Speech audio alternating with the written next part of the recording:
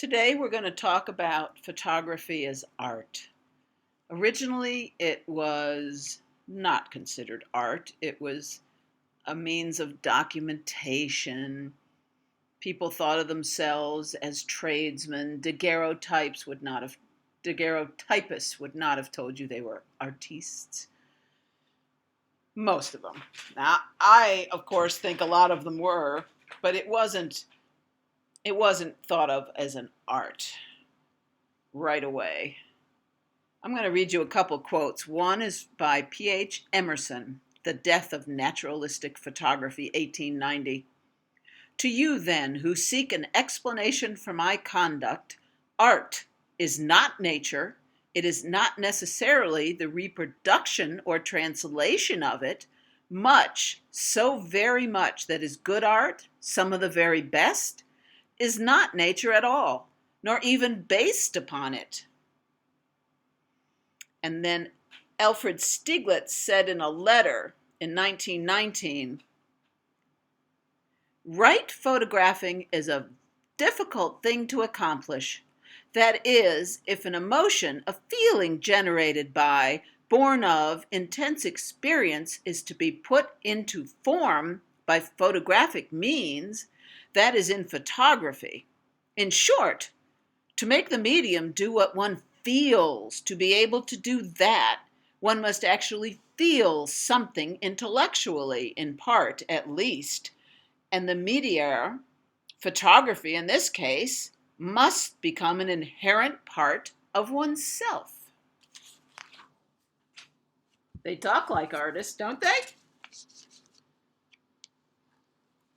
You're looking at a photograph that was taken by Peter Henry Emerson. It is called a stiff pull, Suffolk. And this is the original photograph. This is the one that 2 years later he entered in a show. Now at this time, painters are saying it's mechanical, it's not art. Some people are saying it's useful to art, but not equal. And a few are saying it could be handmade and significant in art. At first, photos were put alongside lithographs in shows. Then they moved to the science section of exhibitions. Getting into the fine arts section was virtually impossible. But processes were improving, faster negatives, handheld cameras. Amateurism became a real force in photography. By the end of the 19th century, photography was the language of the modern era.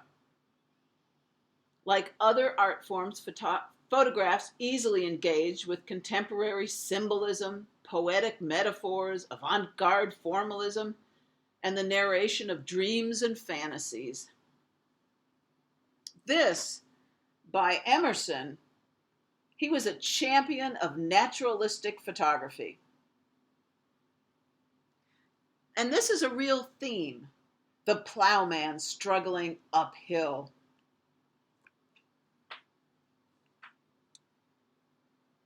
He describes it like this: our plate shows us a stiff pull, such as is life for many. Like the horses and the plowman in the plate, they must look neither to the right nor the left, but straight before them, putting all their strength into their work. Slowly they climb the steep ascent of years, and finally, when they have reached the top, they sink down exhausted under the disappointment of life's imperfections. It's quite a bit, I think, to read into the horse and the man, but there you are. And not to be outdone, Alfred Stieglitz, he talked about this in a few days later, that I photographed the car horses at the terminal opposite the old Astor House. There was snow on the ground. A driver in a rubber coat was watering his steaming horses.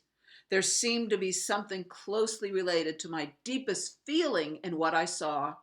But I decided to photograph what was within me, The steaming horses and their driver watering them on a cold winter day, my feeling of aloneness in my own country, amongst my own people, seemed somehow related to the experience I had when seeing Douce in Camille. I felt how fortunate the horses were to have at least a human being to give them the water they needed. What made me see the watering of the horses as I did was my own loneliness.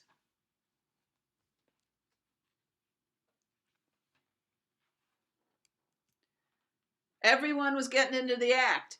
Edgar Degas, the famous painter, and the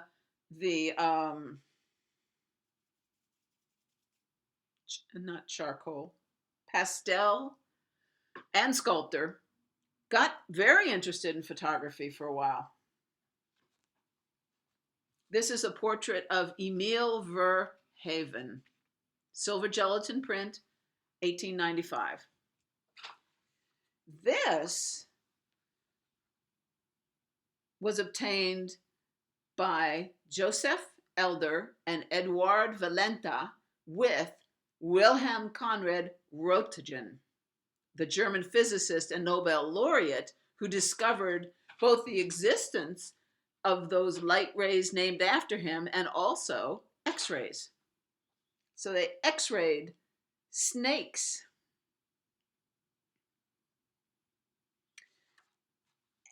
And this was such a time of interesting experimentation in the arts and talking about art as if it were so other.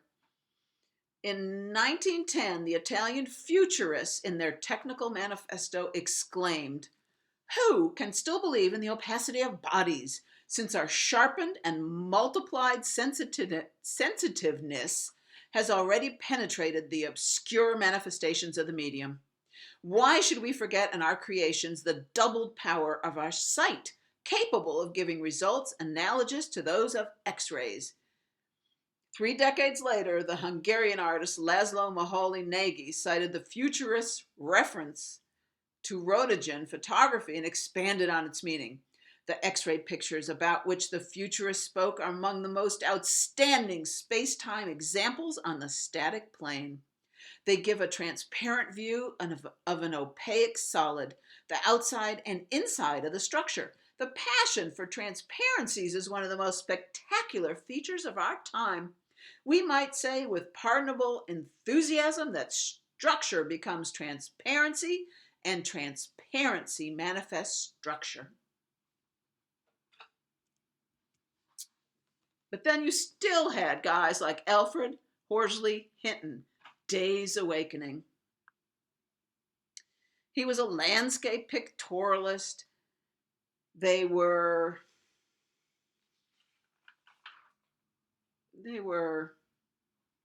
not my favorites, shall we say. He really stuck to the old ways.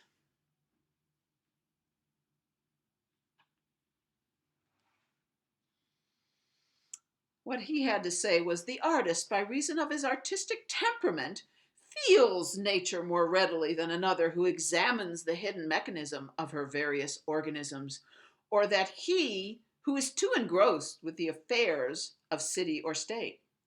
By constant reverent study of her exterior, he becomes so that as a tightly drawn wire or a hollow glass globe will resonate if a particular note is struck. So he quickly responds to an effect in nature, and by his art, his artifice, and craft produces something which will make others feel or imagine something that perhaps had no actual physical existence, but was the offspring of visible nature and his own particular temperament.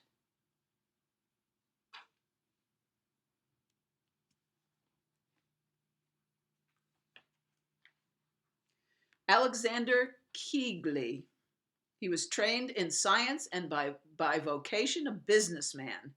He was one of those great amateur photographers during the last decade of the 19th century who pursued the avocation of art photography. He kind of followed Henry Peach Robinson. They're genre subjects. They're printed on silver bromide paper.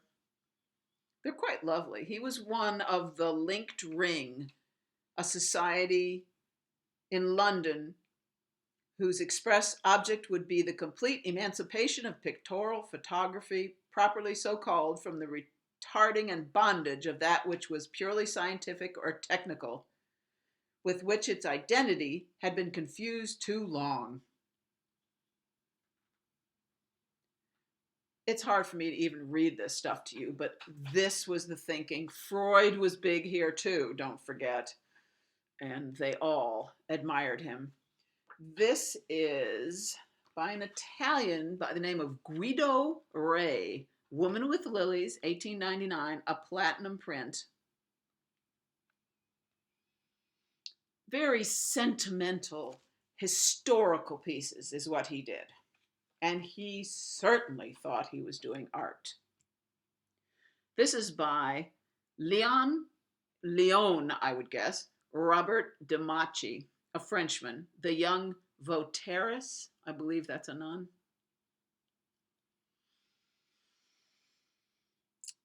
Religious themes were an integral part of symbolist art at the end of the last century.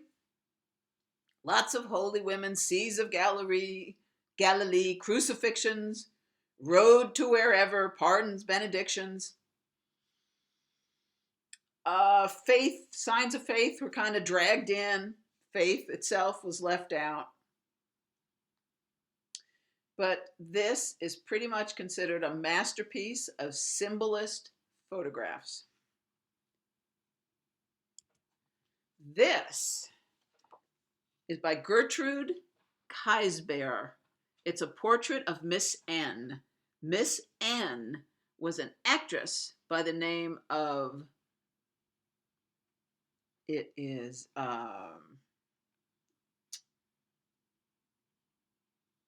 Evelyn Nesbit. Evelyn Nesbit was the mistress of Stanford White, who was the architect who did Grand Central Station, probably the best known architect of the time. And he had an apartment, a secret apartment above Grand Central Station where he would stage his seductions. And her husband shot and killed Stanford White. It was a huge scandal around the turn of the century. And so it helped that this was a famous fallen woman, I'm sure. An American painter by the name of Arthur Dow wrote about Caspier's portrait studies. Miss Caspier is answering the question whether the camera can be substituted for the palette. She looks for some special evidence of personality in her sitter, some line, some silhouette, some expression or movement. She searches for character and for beauty in the sitter. Then she endeavors to give the best presentation by the pose, the lighting, the focusing, the developing, the printing, all the processes and manipulations of her art, which she knows so well. She is not dependent upon an elaborate outfit, but gets her effects with a common tripod camera in a plain room with ordinary light and quiet furnishings. Art always shows itself in doing much with few and simple things. I'm not sure about that, but there you are. This is by Clarence White, called The Ring Toss. We're really into Freud here. This is described as White emphasizing the figure's solitary isolation despite their joint activity. The high-keyed, light-saturated interior intensifies the mood of displacement and the nearly dreamlike removal of the figures from the action of the picture and from each other. And even the placement of the game's implements in the immediate foreground serves visually to exaggerate the perspective of the flooring and distance the girls from the game. By the way, these are masterpieces of photography from the George Eastman House collections. I don't think I mentioned that to you. So a lot of it they describe as feelings. Santayana comments on the function of photography. The eye has only one retina, the brain a limited capacity for storage. But the camera can receive any number of plates, and the new, need never blur nor crowd out the old. Here is a new and accurate visual memory, a perfect record of what the brain must necessarily forget or confuse. Here is an art that truly imitates the given nature in the proper meaning of this much abused phrase, an art that carries on in the spirit of nature but with another organ, functions with the given nature, imperfectly performs. Photography imitates memory so that its product, the photograph, carries out the function imperfectly fulfilled by the mental image. The virtue of photography is to preserve the visual semblance of interesting things so that the memory of them may be fixed or accurately restored. Kind of gobbledygook, if you ask me. Now, this is one of my favorite photographers of the era. His name is Frederick Evans, and he loved cathedrals. He really thought that rich remembrances of cathedrals could be stored up and would be fabulous. But one of the things that was really interesting to me about him, he uses a 19-inch lens on an 8x10 camera. He gets these fabulous negatives, and he does not dodge or burn at all. These are straight negatives. He doesn't correct them. He makes the decision where to place the neutral gray, and everything falls into place from that. He was pretty extraordinary. This is not a silver print. This is a gum bichromate print made by Carl Kuhn.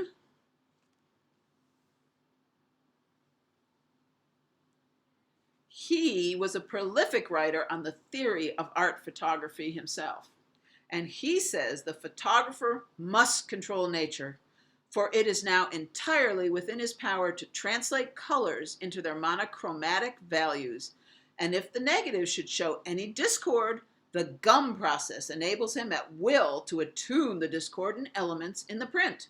On the one hand, he can subdue or entirely suppress anything too prominent in the less important parts of the picture, while on the other, he can emphasize all the subletities where they are interesting and of importance for a pictorial effect. The apparatus, the soulless machine, must be subservient. The personality and its demands must dominate. The craftsman becomes an artist. Now, not all art is good. This is by Annie Brigman, and she was in that late 19th century pictorialist group of photographers. Man, they go back to Ovid and A Midsummer's Night Dream and use Apollo and Daphne, and I just think it's perfectly dreadful. Now, this is something that I like and I enjoy. It reminds me of Munch and the Scream. Paul Louis Anderson, Branch Brook Park. It's a 1911 platinum print.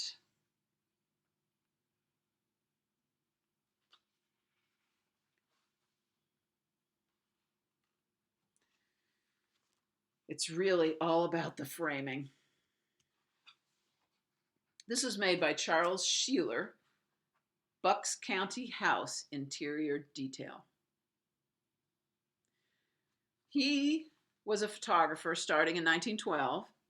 As late as 1923, he wrote that the persistent question was still in evidence. How long before photography shall be accorded an importance not less worthy than painting and music as a vehicle for the transmission of ideas? He started out as a painter.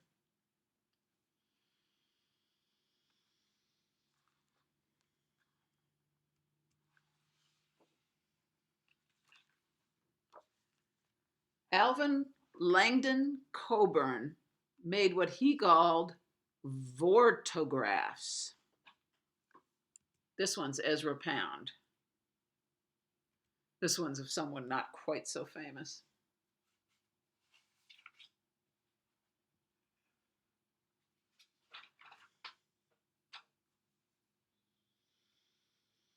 He also said, why should not the camera also throw off the shackles of conventional representation and attempt something fresh and untried? Why should not its subtle rapidity be utilized to study movement? Why not repeated successive exposures of an object in motion on the same plate? Why should not perspective be studied from angles heretofore neglected or unobserved? Why, I ask you earnestly, need we go on making commonplace little exposures of subjects that might be sorted into groups of landscapes, portraits, and figure studies? Think of the joy of doing something which it would be impossible to classify, or to tell which was the top and which the bottom.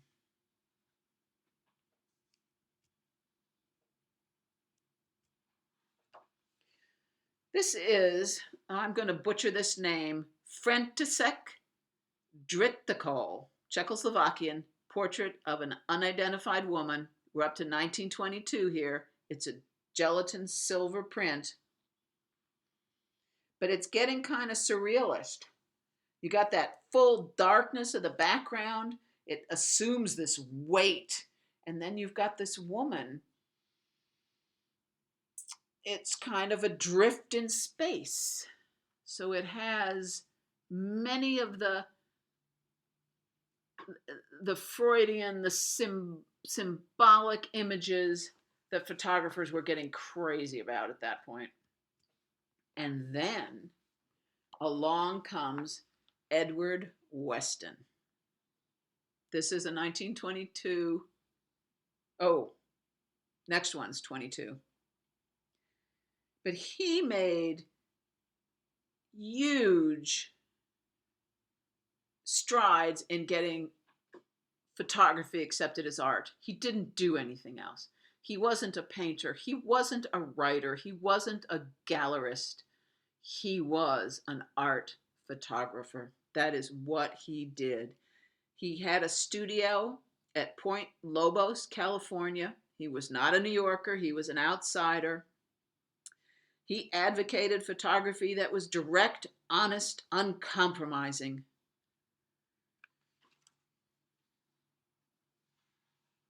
He was an interesting man and did beautiful work.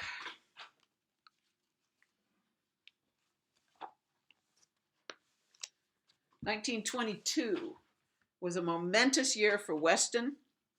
He started doing these wonderful nudes, models he didn't know, portraits, and he seems to be grasping that modern art can be arbitrary.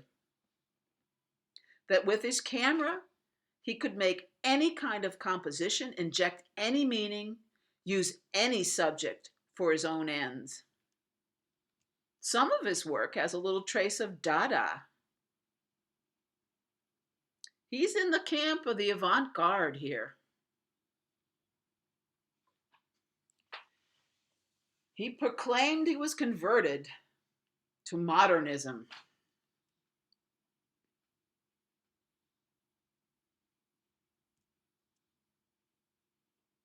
He loved modern buildings.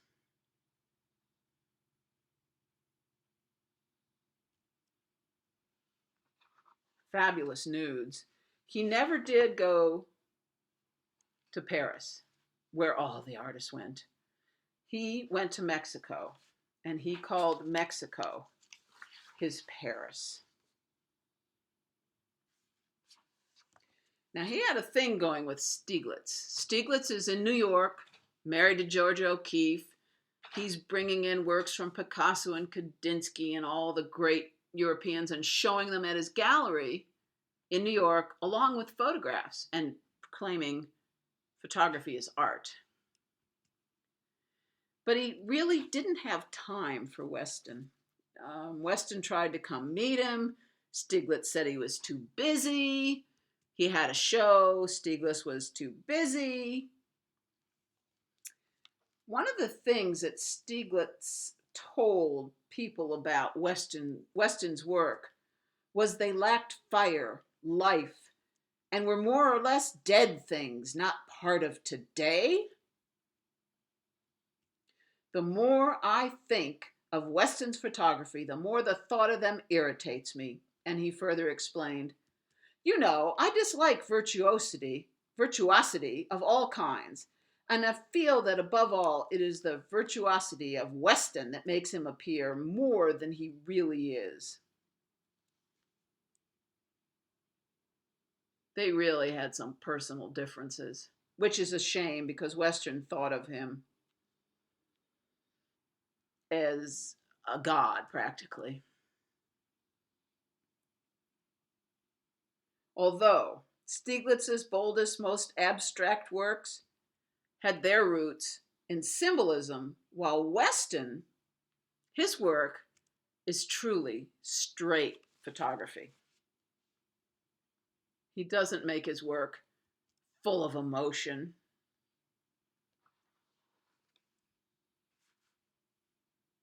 That's Tina Mendoti. She was an actress. I think she did some art. She was his mistress. But you know, it could be almost anything. It could be rocks. It could be legs.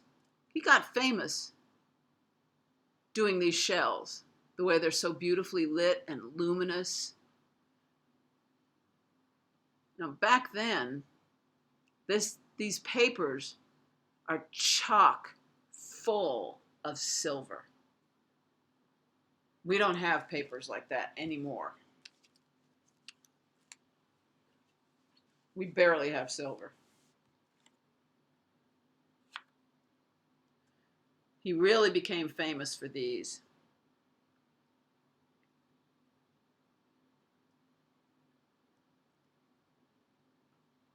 He was one of the first artists of national or international stature to come from California. Aren't these gorgeous?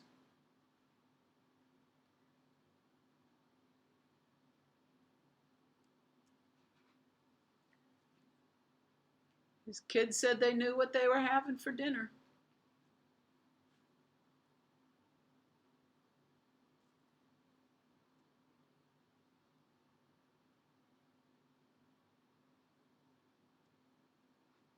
His son, Brett, became an equally famous photographer, Brett Weston. And he had another son by the name of Cole Weston. And I took a seminar with Cole Weston once.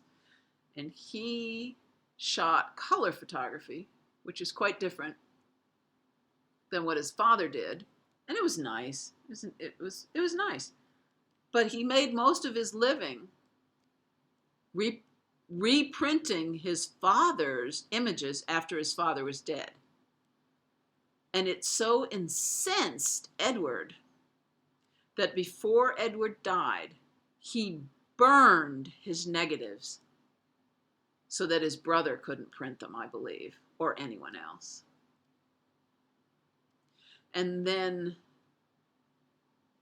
Brett had a son who is now a photographer, and he carried on his father's tradition. He would shoot a frame, make the print, slash the negative, and pin it to the back of the print. So when you bought one of his prints, it's the only print because he would destroy the negative.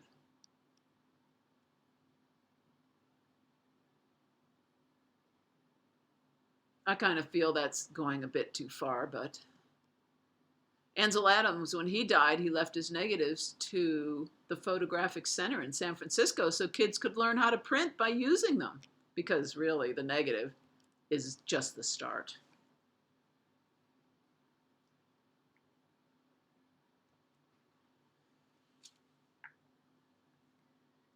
They say that one of the keys to Weston was his huge sensual appetite, a quality he shared with other artists. One major theme in his day books is his many love affairs. Another is the artists and works of art to which he responded most strongly. He was surely not an intellectual, but he had a voracious appetite for visual form as well as for whatever books, ideas, films, or people he might use or learn from. He kept day books, I believe, all his life.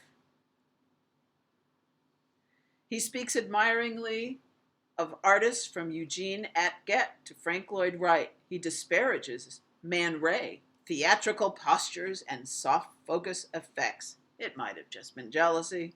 Although he doesn't use them. Everything's sharp. He doesn't like camera painting or those who affect modernism.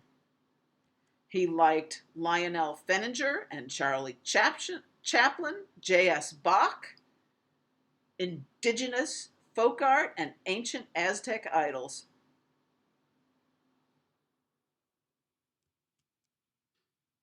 That's a cement glove and a little roadkill.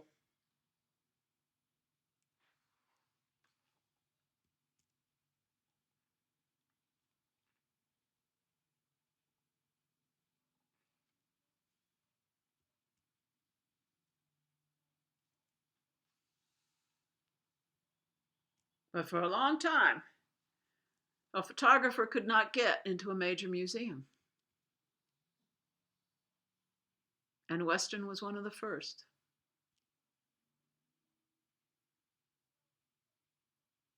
With his straight photography.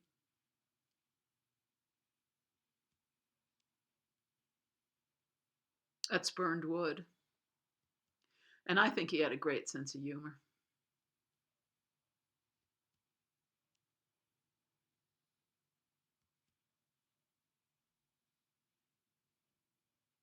He found beauty, or something resembling it, everywhere.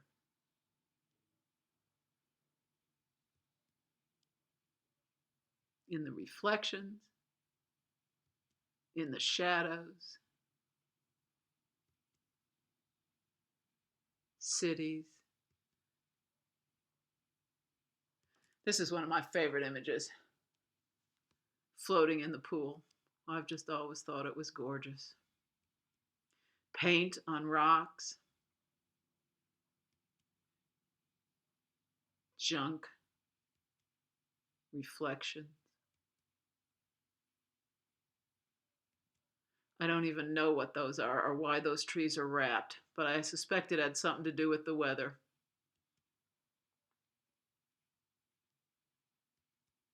All kinds of photography. He was a master of the print. Y'all have probably never seen a bottle tree, have you? I bet that was a beautiful photo had you done it in color. And that's one I truly love. I assume it's a comment on war. There he is in his studio.